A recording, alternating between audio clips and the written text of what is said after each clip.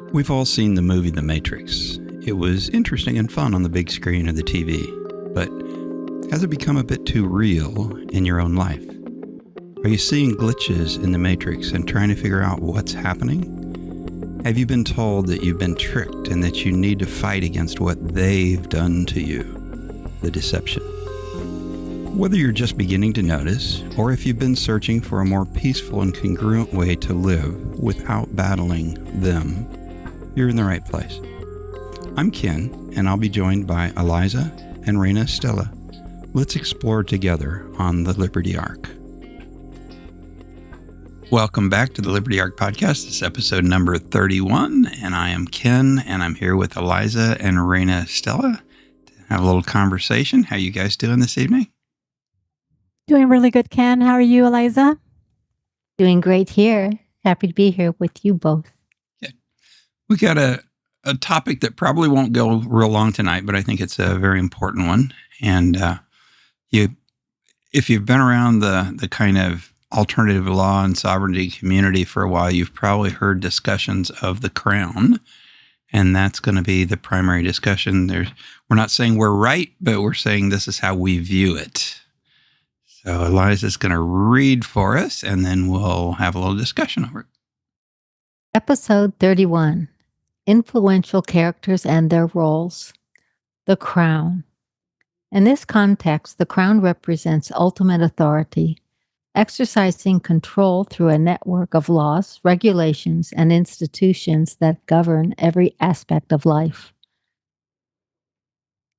The Crown's authority is often masked behind the facade of democracy and freedom, giving the illusion of choice and autonomy while maintaining strict control over individuals' value and potential.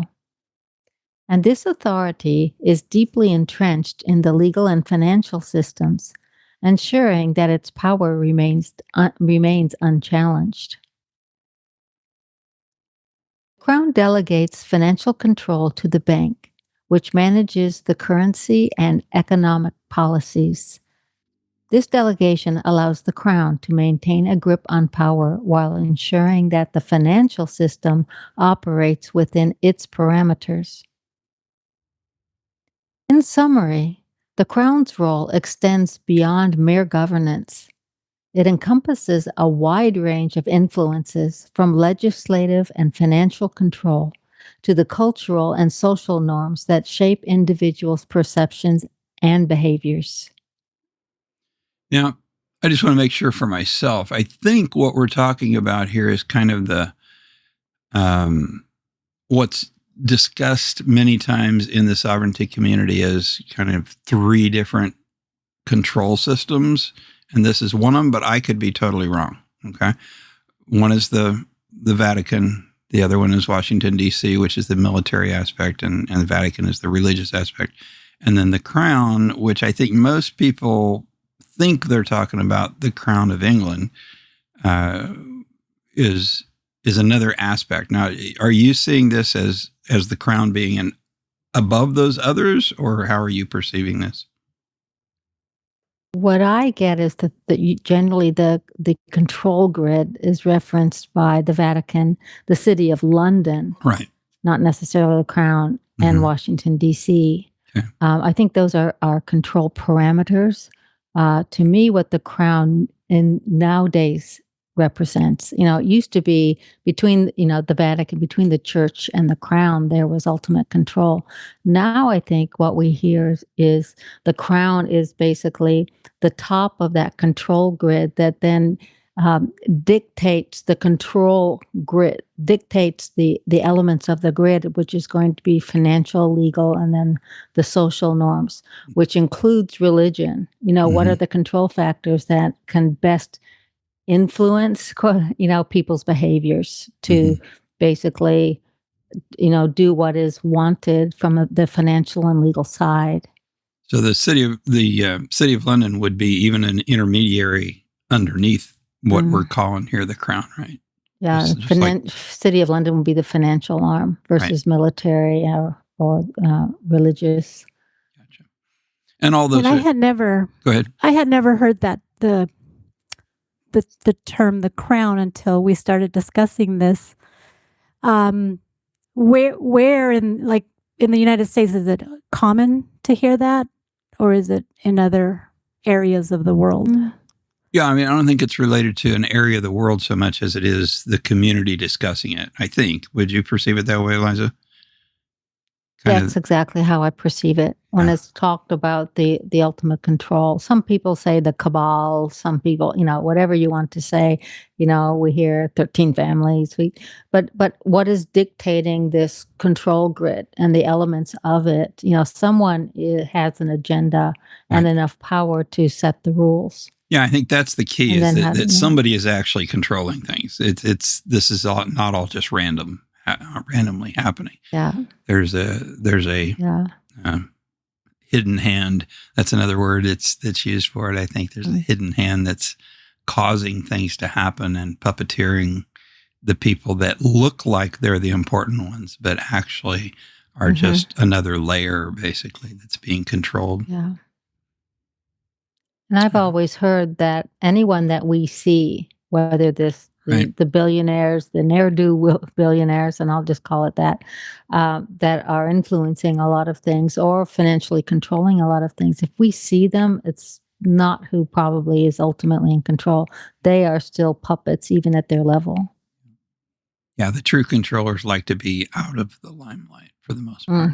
The ones that still are looking to be important want to be in the limelight, but the ones that really are controlling things don't want to be seen. So most of us, I guess, our upbringing was, we were taught to, not knowing any of this, we were taught to pretty much participate. I guess participate in the system, but not really how it's all organized and how it really works. And that's why I think where we are today, we're lost, right? But I think, in general, I think our discussion really has been that it's really not. This information is really for us to open up clarity and awareness to everybody, just to have good discussions and really open up to it and be open-minded about it, to really understand, not just participate in the system, but if you're participate in it with a lot more awareness. That's the key and word. I think it's important, right? It's important for us to know who the layers are. Yeah, that's really, I think that's the most important part. We've used that word over and over and over, awareness, and that awareness gives you choice. If you don't have awareness of what's going on, just by being a human, you're going to have a tendency to go with the flow, because human animals do that for the most part. Right? If the group is doing something and we don't have a reason not to do it, we will do it even at our own peril and risk, just to be accepted by the group, basically. And if you can become more aware, then you start recognizing, the other people are sheep following, and I have a choice to not do that if I want to not do that. And you don't have to get angry or anything else. It just gives you the ability to breathe and realize you can make a choice at any moment.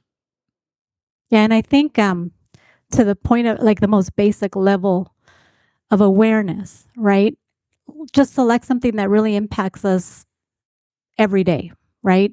Even though we know there's no real money, let's talk about money. When you understand that this does affect, what we're discussing, affects your money, and it affects your time, and it affects your decisions at the most basic level, it's worth understanding to be able to make better choices, better decisions as you're moving along.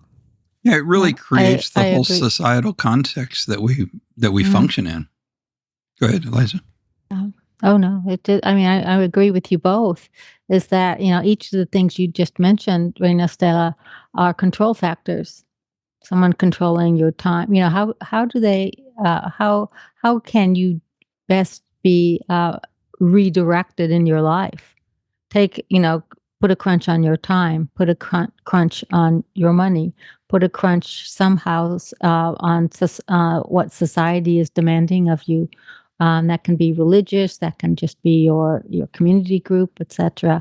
So that you basically have, you end up feeling that you don't have any me time, me money, me whatever it is, until you take a step back and realize, hey, I do. I can have one of a the say best in this. one of the best ways to do that for the controllers is to be the ones that create the money. Bingo. I mean, they control it. They can create it as much or as little as they want, and totally control how we live based on what they do with that money creation machine. There's no better control raising system prices, ever. doubling prices. Now you have to work harder. So there goes your time. There goes your money. Creating wars so that they can spend lots of money that they don't have and make all your money worth less, and trade stocks on military development. And I mean, there's just so much manipulation that goes on that people have no idea. They just listen to the news and take in what the news is saying, and they don't realize at all that that's all being controlled at a higher level for purposeful reasons, and it's not to help you, and it's not to make you safer. My opinion. And I just have to say, like, we don't need to know everything. I know I've repeated that a lot on our episodes. We don't need to know everything, but knowing how the system does work, and understanding it might change how we play, we play their game entirely. Yeah. It'll change your life if you start playing the game differently. Well said. Your awareness can determine now how your interaction. Exactly. And I mean, there's this phrase right here: the Crown's authority is often masked behind the facade of democracy and freedom. How true is that, right? Giving the illusion of choice and autonomy while maintaining strict control over individuals' value and potential.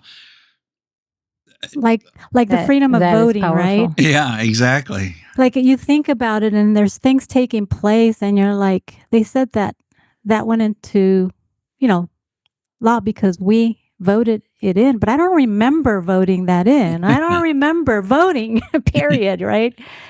But it's just the illusion. Mm-hmm. They make us feel like we have a say when really we don't. Mm-mm. I mean, that's really the bottom line. And everything that we have discussed here, we're on episode 31. The only reason I have more awareness, and I'm actually, I'll say the word, I've been empowered to be able to discuss this with my family, my young adults, is really by having this discussion of this book. And not only that, libertyarkpodcast.com/White Rabbit, what they have, what they have brought up to us in their information, right? Their free information and their courses. I don't think it's been ever provided to us in anywhere in school, right? Anywhere in the public, in the libraries, maybe they're there, but never did we know to go and search for this info.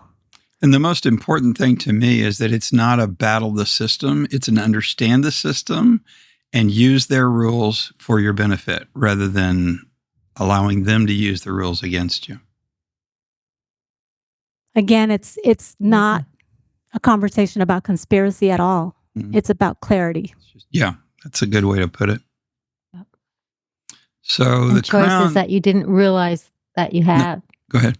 Yeah, that's why I love White Rabbit. It's just choices. Please go ahead, Ken. Yeah. So the Crown delegates financial control to the banks. I don't think people have any clue. Before even as an accountant, I didn't really have any clue how much the banks control your life. I mean, if you woke up... But did you ever have any feeling, like any weird feeling walking into a bank? Even that alone, like I have... What kind? Describe that for me. Like uncomfortable. Like you walk in, especially today. Like today, you walk in and like you look. Well, there's always now someone at the front, like stopping you to see what you're there for. But you walk in and they have like 12 stations, and there's 2 people servicing, right? And just at some banks, there's no people feeling. at all now, and they're trying to convert the banks to just 100% through machines. Exactly. 12 stations, 2 people servicing. That's almost like no people, Yeah. right? Yeah. No, but just the gut feeling, like, when your gut really gives you, when there's something strange, like entering into a space like that, the energy, or there's something wrong, or I don't know. I've always had a weird feeling around authority, entering a doctor's office, or I'll call it wannabe authority, right? Entering a doctor's office, a banking institution, administration at school. I don't know. There's always this gut feeling I've had growing up. And is it for you not so much authority, but you just have like, you're very, I love your sensitivity to there's a control grid going on here that is over and above me and how my spirit would direct. That's what I'm sensing. Yeah. Gotcha. Yeah, they it's interesting how I think people think of bankers as important people. When they have a control over loans and so forth. So they tend to wear suits and ties and all that kind of thing. And so I think they have great big buildings for the most part that are basically monuments, So I think it's like insurance companies, same thing. I mean, life insurance companies always way overbuild with crazy, what do you call them? The columns and, marble columns and things like that. And that has a psychological effect on people and we're really important, you need to respect us kind of feel. And they do maintain a lot of control because if you want to get a house loan, for example, they're the ones that have to approve it. So it's almost like you're walking on like on eggshells. Yes. Right? Mm-hmm. It's like, yes, master. Yes, please give me that loan. Yes. That's exactly the feel. And I don't think that's accidental. Not our position. Yeah. That's actually a really good point. That was one of the key things that I learned, through White Rabbit, right? Again, libertyarkpodcast.com/White Rabbit. That is one of the things. I am the author of my life. I am the authority of my life. I should not feel uncomfortable in front of someone that's about to give me a loan. I should not feel like I have to, I should be myself in front of them and not have to be extra kind or walking on eggshells for me to get what is already mine. Mm-hmm. That's not going to make sense. Ken, do not push me to explain further. I don't want to. That is more on the private side. Yeah. But yeah, we learn to make sure that we're definitely at peace. We're definitely, kind. But when you get empowered with that information, you actually can just be yourself. I am who I am in front of that person. That's it. And you'll get through. You'll get the same results. Yeah, I agree. Or even better, because the system is no longer a black box of scariness. We actually comprehend and know that we are empowered, to be who we are. That's what I learned a lot of that from White Rabbit as well. Okay, so in summary, we're cooking along really well here. This is good. In summary, the Crown's role extends beyond mere governance, with even the word governance drives me crazy, right? As if you need someone to govern you. Some people do, right? I mean, there's no question there are certain people who do need governance, but it ain't everybody. And most people have a capability to govern themselves, which was kind of the experiment of the United States, theoretically. self-governance.